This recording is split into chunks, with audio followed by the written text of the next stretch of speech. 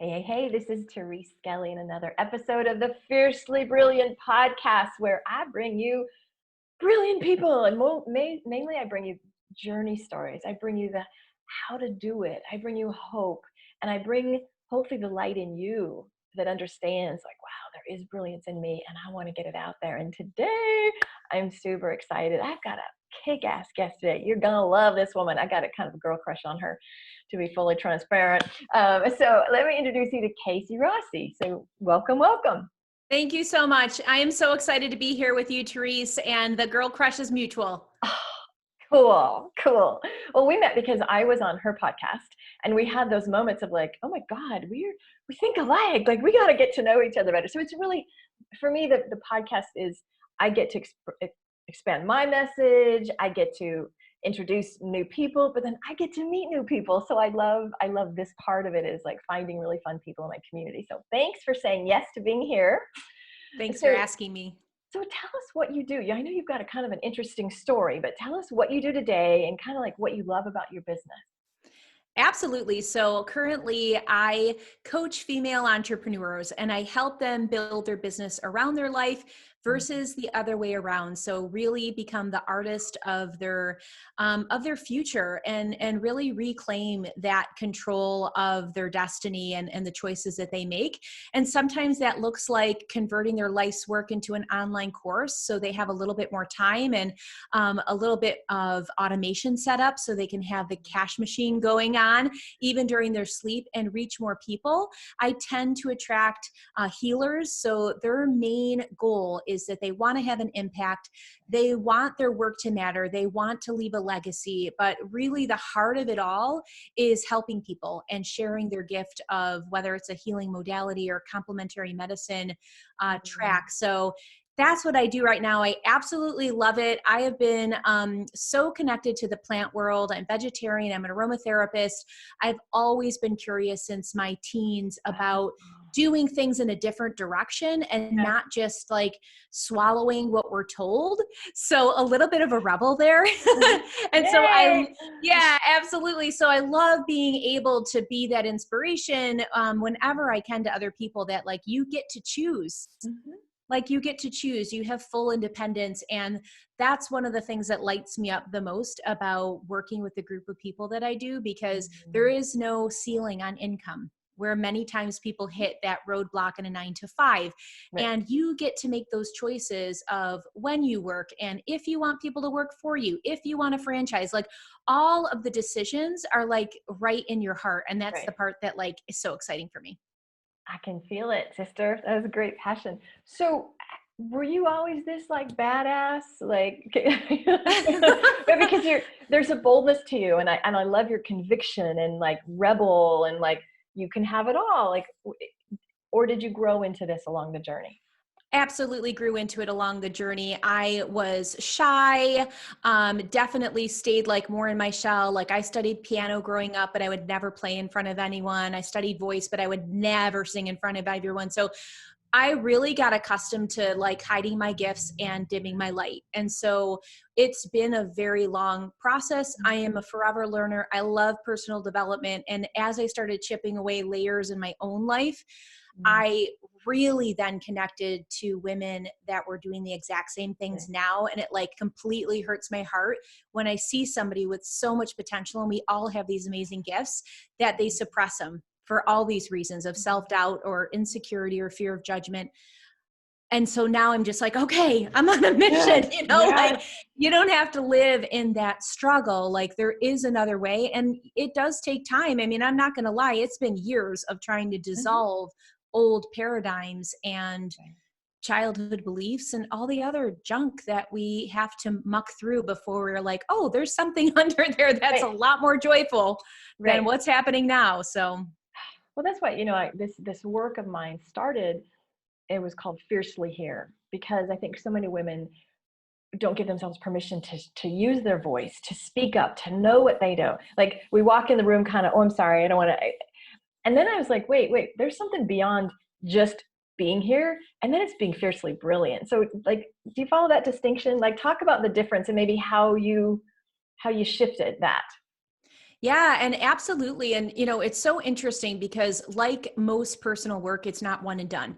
And it really parallels business too. Like business isn't one and done. It's like evergreen process. It's an evolving process.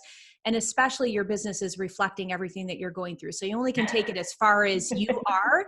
In fact, and it's interesting because I just had lunch with my bestie, which we often do. And we were talking about how often we suppress our emotions. And we got into this really beautiful, deep conversation, which really kind of dovetails into what you're talking about like this brilliance exploration. And it was like, oh my gosh. And I was like, I can count 3 times I suppressed my emotion today. Like, and it was like this, it's such a cool thing that's like a revelation every single time you get new information. And it's just like, why do we do that? And I think so much of it goes back to wanting to be liked and being people pleasers and all of that. And it's like, oh my gosh, I still have work to do there. So definitely just want to say like, it's not one and done. And I think that, I think when I really, really saw that was when I was afraid to go live for my business. And I knew how important video was in the marketing scene. And that it was like this painful thing that it was on my to-do list every single day for an entire year. Wow. And I'm not a procrastinator. So that was a big thing. I was just like, oh my gosh, I often talk about it feeling like Groundhog Day, like there it is again on the list. Right. And I think that I kept taking a bunch of courses, like how to be confident on camera and how this and how that. And I just kept thinking I needed to learn more before I could press that big red button. And then I realized it was just me getting in my own way. And that is, I think, one of the big pivoting points when I was like, okay, this is just a skill that you learn and you're not going to break through this barrier until you practice. And then try not to be hard on yourself. Like I counted the number of ums that I was saying and like, playing it back and being like, do I really look like that? So like, you have to have some self-compassion and like sometimes not even replay things in the very beginning when you're breaking out of your comfort zone. But really then I started realizing like we are kind of our biggest critic and it's like, what's getting in the way of where you are now and where you desire to be. And I saw it in myself and I see it in my clients. And the answer generally is me, right? It's me or it's my mindset. So that was a big pivoting point for me to be like, okay, if I can crack through and press that button, like everyone can crack through and press that button. Yeah. It's so funny because I see the fully cooked version of you, right? I see the very polished marketing person. And so I'm like, wait, what? You had that issue? Right. And I'm sure everybody that knew you. And that's the funny part is like we see ourselves. I sometimes say to my clients, would you rather have my version of you or your version of you? Because yours sucks. Right? Like I see your greatness. I see the brilliance. And yet you're still fighting with the little devils in your head telling you you're not enough. So sometimes I don't think we're able to do it ourselves, right? So Casey, did you have people in your life calling you out, calling you on your bullshit, having accountability? Like, how did you? Because lots of people stay in that place for years. The place you talk about, you just did a year. Some people stay 10 or a lifetime. So how did you? Yeah, such a good question. And I love the analogy that you just said, like, would you want my version or your version? And I think that's really beautiful because it also gets people to step outside of themselves and be like, I'll take your version, please. So definitely people supporting along the way, because many times if we're left to our own devices, we're going to stay stuck in that same mental pattern. And it's that one that we have on a repeat loop. We have those automatic negative thoughts going around and round and round, and it just keeps digging the groove deeper. Sometimes we need a pattern interrupt from a friend or a coach or a loved one. And definitely I found that to be the case. My bestie, for sure, with that Facebook Live thing, she was so tired about like from hearing it that we were in Hawaii. We were on one of our trips. This was back in 2018. And she was so tired of having me struggle with it. She goes, so what is this thing? How hard is it? Can you just show me, like, what do you need to do? She thought it was this like, exactly. She thought it was this like elaborate setup that needed like a lot of expensive equipment. And I just pulled my phone out and I'm like, I have to press this button. And she's like, oh my God, are you freaking kidding me? And she took her phone and she went live right then and there with no prep. And then Yeah, and that's exactly what I needed, because the competitive nature in me was like, oh hell no, like we're not, There you go. There you go. Right. we're not going to be doing that, you know. And that was the first day that I cracked in and did my first live, and that was on the heels of her just having like 2.2 seconds to be like, what do you do, and click it. Right. And I realized at that point, because she's retired, she had no content prep, she had no script, no bullet point list or whatever, and she just did it. And that's when I realized, oh, it's a mental barrier. I don't need another course. Right. I don't need to have a polished script. Like, she had nothing except courage and confidence, and that's all, like, you know. So that was really the click for me on that. And then, just like anything else, the more I started doing that, and I thought I was kind of like rocking the content. I had a business coach last year that lovingly said to me, like, I just want to applaud you for going live, but like your content's really fluffy. And that was like, oh, you know, that like completely hurt my heart. I was like, well, really? It's fluffy? And she's like, yeah, it's fluffy. Like, you know so much, but people can't see through like all this fluffy stuff that you're saying. And so then it was like another level of a learning curve of like, oh, okay, like how do I make something actually have value or be protein rich, you know? And so, yeah, we have these like loving guides that push us out of our comfort zone and allow us to really be a better version of who we are. Left to our own devices, we may stay in our comfort zone.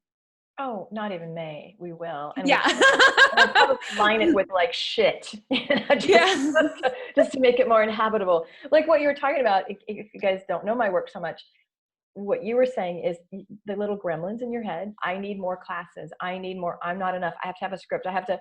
It's like our brain is exquisite because it's trying to keep us safe. So it's giving you what seems very logical. We're like, of course, my God, you can't just turn a damn phone on, right? Like your friend did. And so the problem is we listen to that because it sounds very logical. Like if you're not saying I'm a stinky loser, right? You're sophisticated enough to have your brain like go something that you're going to be like, you're right. And so sometimes the gremlins are so tricky, it's hard to know, like, wait, is that true or not? Right? So literally the question is that true or not? Is it true? Is it really true? And your friend was I love her. Props to your friend. She basically gave you a demonstration and broke the ice for you. Like just one little, like, holy shit. But you had done so much work that you could see that. Because a lot of people have multiples of demonstrations. Like, I'll show you. And they're like, I don't understand. You know what I mean? The fact that you are like you could call your bullshit on yourself, right? And you just busted through. So that's a great story, like really instructive for transformation can happen in an instant. It doesn't. Absolutely. And I love that quote, you know, really where they talk about the bud, it's too painful to stay in the bud stage. Like there's no other solution but to blossom. And that's what I really felt, because it started to really feel like torture having that many days and months of the same task. And I knew I had to step into integrity because I was teaching others how important video was. And then I was like, oh, there's a disconnect here of alignment. And there was no other choice. It was like, there was that positive resistance that was getting to be uncomfortable. Oh my God. Have there ever been parts in your journey where people did why are you doing that? Like, that doesn't make sense. Cause you're just talking about your business, but you have had franchises. I mean, you have a bigger, like way more to you. Has there ever been times, Casey, where you got the dream stealers or the doubters or Absolutely.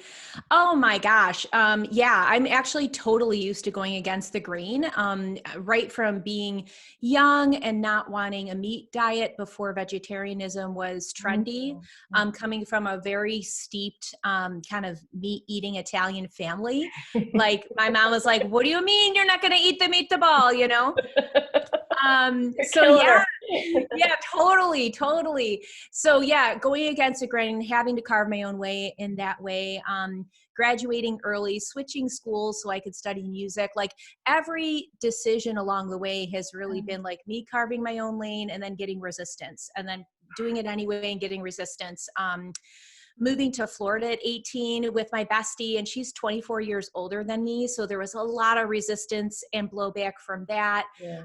I mean, really everything, like studying with an Indian guru at that same age and really having my family think that I drank the Kool-Aid. Mhm. And so, I mean, every step of the way has been like against the grain, but I just keep following my own heart and I keep showing up. And I think the longevity of my things, I've been best friends with my bestie for 30 years. So that 3 decades shows something. I've been practicing this meditation on the same path since I was 18. So one of the things in like when I commit, I'm super loyal. And I think that the time span allows any of the non-believers or the dream killers to dissolve some of their resistance because they're like, oh, she's still doing it. It's not like Not it a fad. wasn't a fad and she didn't, whatever. Right, right. Yeah, but absolutely. But like, I think we should unpack this because to me, if you're going to be an entrepreneur, you're already going against the grain, right? You're already not drinking the Kool-Aid of 9 to 5. Government's going to take care of you. Ha ha ha. Right. And so, yes. So there are a lot of people listening that like, God, I would love to do that. But so because you have that unconscious competence thing, right? You just did it. Mm-hmm. So how did you train yourself, basically say, shh, talk to the hand, like there's 2 pieces of it. I'm going to follow blindly sometimes, probably really blindly, maybe, right? Mm-hmm. Maybe not a fully developed path. So was it an intuition and inspiration? So that's number 1. So sorry, I didn't unplug my phone. That's okay. Stop in a moment. And so there's a path called you followed, and then there was the pushback. So then so unpack those. How did you do that? Because I think people can hear some wisdom in this. Yeah, absolutely. Such a good thing to tweeze out. I would say that I started my first corporation when I was 19, and I think that a lot of the decisions were made out of innocence, and it was we were creating these businesses, Cher and I, and it was just this like. There was a determination to be able to travel and to be able to like enjoy life, to be able to go on tour if our spiritual teacher was going to be giving a discourse in Venice or Oregon or wherever. So there was a determination to have that freedom lifestyle at a really, really young age. So that definitely contributed to making the next right move and the next right move after that. And then her mom ended up having a head-on car accident. And then she was pronounced dead on arrival and had a stroke 3 days later, and she needed full-time care. So we ended up having her move in with us. And so then it became, okay, we need to have a business endeavor that allows us to be her full-time caretakers because she was paralyzed and in a wheelchair. So it was like life decisions. There was like some innocence, some like I have this dynamic duo partnership and we're determined because we want a freedom lifestyle so we can travel. And then the other thing became very real. Like, how do we be full-time caretakers because we don't want to put her into a home? Right. So it's a lot of those, but I think that I always say that solopreneurs and entrepreneurs, there's something special in your DNA where you have this commitment that there's no other way. Like you're kind of, like unemployable. There's like, it's uber important, no plan B. Those make the best kind of entrepreneurs because you're creative and you're a problem solver and you figure out a way and you have faith in yourself that no matter what, you're going to get to the finish line. And if that doesn't work, you're going to come up with something else. So people who know my story, we had developed 10 different businesses before the 10th one hit 7 figures. So it takes a tremendous amount of resilience and perseverance, but if you have that entrepreneurial blood, you don't even think about it. It's just like, yeah, that's what we do. Like that didn't work. That lasted 3 months. Next, like you go fill the DBA paperwork out again, right? You don't make a big story about it of like, you're a failure, you're a loser and everyone's judging you. Like, okay, what next? That didn't work. Let's try something else. Whew. Okay. You're a unicorn, girl. You're a unicorn. I don't know. But I'm trying to pull out like, modeling is such an important concept for us. And so I just want you guys to hear, if you're looking at starting something new, like what would Casey say? What did she do? Like I'm trying to pull out and so some of it is you follow the inspiration and then also life gives you a thing like, oh, now I respond to that. Okay, cool. right? But you always had a driving why. It wasn't like you just threw shit against the wall and were hoping. Like it was like, oh, travel was a huge why. Taking care of the mom was a huge, like you had things that we're going to make this work because of the why. Now, how did you not 100%. collapse along the way? Because you got 10 rejections.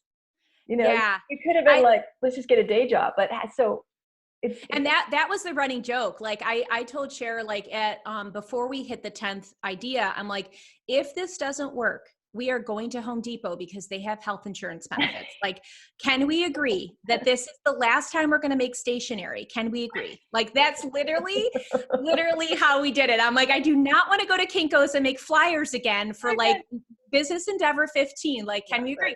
And we did. And it was just like, okay, the universe wanted this to happen. And that's the one that just was like, you know, that was the 17-year, like, you know, like big time thing. So, but you have to be tapped into your why 100% because it is going to get rocky. That's a part of the thing. Like that is a part of it. It's not a cakewalk. And if you don't have the conviction in your why, it's easy to crumble. The other huge thing, Therese, that I think is really important is if you go back and listen to what I said, the very first go at business was the same time that I found my spiritual path. So that was my core. So I had this unshakable thing that I could plug into every single day to be grounded, have a buddy that was on the same path so we could keep each other honest. And so there was always that core, you know, and I still have that. That's the key. Yeah. Well, I was just going to ask you, you know, I mean, you've been on this game for a while, right? I believe, and I think you said it, this is a huge personal and spiritual growth journey, right? So wink, wink, you think you're starting a business, wink, wink. This is the biggest therapy session you're ever going to have, right? So how have you changed? I know you talked about being shy and hiding, but like what nuggets have gotten like, oh my God, now I'm courageous, or, you know, I let go of this. Like, talk about that a little bit. I think the biggest thing is showing up, and that consistency of showing up and taking little steps and micro moves and always having that Kaizen philosophy of never ending improvement. That's the huge thing, because I believe you don't go backwards. And even if you're making micro movements, you're still further ahead tomorrow than you were yesterday. And in 3 months, 6 months, 5 years, you will see a dramatic difference. And so if you keep knocking at that door, like that's how I truly felt with the Facebook thing. It was like, okay, this egg keeps getting pecked at. Right, it is the law of nature that it will eventually have a weak point that cracks open, lets the light in, and shows you that lesson. And because I'm so committed, knowing that this is a spiritual journey, I'm 100, that's really what I'd like. If someone said, like, if you could wave a magic wand and be something, it'd be like a spiritual coach. But it's like, I do that through the lens of business. Right. Me too. But the whole underlying, the heart of it all is for personal and spiritual development. Yeah. Absolutely. No. That's why we love each other. Yeah. That's it. You just said it. So I think mine is, and I love your story, because what I teach and what I'm such a believer in, you have to learn to not collapse. Right? I use the word collapse, meaning most people after 10 businesses would have been at Home Depot. They'd have been at Home Depot on the third one, right? and the how to stay. And so I'm just going to redo this one. Find the mission, like find the mission. You also said burn the bridges. I tell my people, like, put a ring on it. You know what I mean? Marry the thing. Like, this is my path. Understand your why, tap into the people that for me, we got soul agreements. My people are mine and yours are yours. And we are here to do the work together to support them. And so what else? Like, as I laid some out, is there anything else that you would say, this is how you stop collapsing and just, so. Yeah, I think tap into what the other person needs. So really realizing that sales is service. The client on the other side has lessons to learn that only can be learned by you. Ooh. Right? And so that takes it all off you. You know, it totally gets you in the whole mind and heart set of how do I continue to show up? right? How do I show up? How do I show up? How do I show up? Yeah. And it's truly for what your clients need, what your people need. I love how you framed the spiritual agreements of your tribe. You know, they're waiting there for you. And it's either going to happen like today or tomorrow. You might as well happen today, you know? Why not? Oh, you're so much fun. You're so much You fun. too. Is there anything else you want to say? Any question that I haven't asked that you just want to answer? I think the main thing that's just coming to mind right now is start now. And if for some reason you've paused, then just start again. It can truly be a choice, just like when you are turning your CD on or you're pressing pause on Pandora and then you press play again. You can do that with your dreams and your desires. If you've been stuck, you can unstick yourself just in the blink of an eye by pressing the play button. And so all I want to say is if people are waiting for permission to press play, that you have it like high props, high five, like press the play button on your life and just take one step at a time, and momentum will follow momentum, and the universe will have your back if you are committed to showing up for yourself and your people. Boom, mic drop. Couldn't have said it better. That's fabulous. So I'm thinking people are going to go, who is this amazing woman and where do I find her? So tell us where to find you. First of all, thank you. And I would love to connect. You can find me at my website, kcrossi.com, and it's kcrossi.com. Perfect. And you have a cool freebie that I think that's a great, when you want to tell them about that? Sure, absolutely. It's right on the homepage. It's basically a way to set your pricing. So it gives you lots of explanations, whether you have a service-based business, you want to develop a course, or you're looking to do a product-based business. It'll walk you through lots of different scenarios and give you some great ideas so you can finally stop second guessing when it comes to that in your business. You know what? One of the things I so appreciate about you is that you really have the tactical, the structural pieces in a really good place. Thank you. I've looked at your website. Like Thank like you. I know that, you know, the work you do is really like you do the nuts and bolts. You help people, like you give them the structure, but you also have the beingness component. You really work from the inside as well as the outside, and that I don't know a lot of people that do all of that together. So that really, really means a lot to me, Therese. Thank you. Thank you. So I hope you all have enjoyed this episode. You know, we never script any of this. There's no questions ahead of time. It's like, I don't know, just talk. And what's really interesting, Casey, is when I find the themes. You know, it's like, oh, so the theme of this one is how to keep going, right? How to keep going and how to stay focused. So I appreciate you being such a beautiful demonstration of the theme. Guys, find her at KC, the letters KCRossi.com. And what have you liked about this episode? I would love you to leave a comment, leave a review, let us know what you're going to do as a result of hearing this woman's brilliance. All right. Peace and blessings. Much love. Bye now. Bye.